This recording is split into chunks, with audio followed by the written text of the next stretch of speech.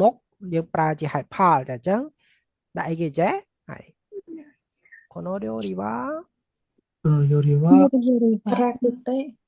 はいこの料理はは、辛カラク辛くてカラクテちょっとにくです。そうそうねこの料理は辛くてちょっと苦手ですちょっと苦手មានន័យថាអត់ខ្ញុំអត់សូវប្រសពខ្ញុំអត់សូវចូលចិត្តយើងប្រើបានណាម្ហូបនេះគឺដោយសារតែម៉េច辛くてដោយសារតែហឹរខ្ញុំអត់សូវប៉ិនទេខ្ញុំអត់សូវប្រសពទេហើយ苦手ですនេះបង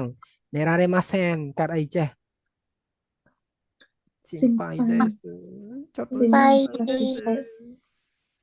心配ですចឹងថាមិនចេះហើយនោះចេញហើយនោះស៊ីមប៉ាគឺតេមកពីតាណាចេះ心配です心配で寝られません心配で寝られませんយីខារ៉ៃくて心配ស៊ីមប៉ាគឺតេឃើញតែអីមិនមានតែបច្ចេកខ្ញុំគិតអញ្ចឹងដែរអូវីវហើយមូលចាចឹងស៊ីមប៉ៃអីហើយស៊ីមប៉ៃដែរអ្នកនេះស៊ីមប៉ៃណាក់ពីបរៀនណាក់ KOC ណែណាក់ KOC ស៊ីមប៉ៃដែរណែរ៉ារ៉ាម៉ាសេខ្ញុំដែរអត់លក់ទេដោយសារតែបារម្ភពេលតើយើងអាចប្រើជាកិរិយាសព្ទក៏បានដែរស៊ីមប៉ៃនោះស៊ីមប៉ៃស្ទេはい心配して寝られません。心配して英語が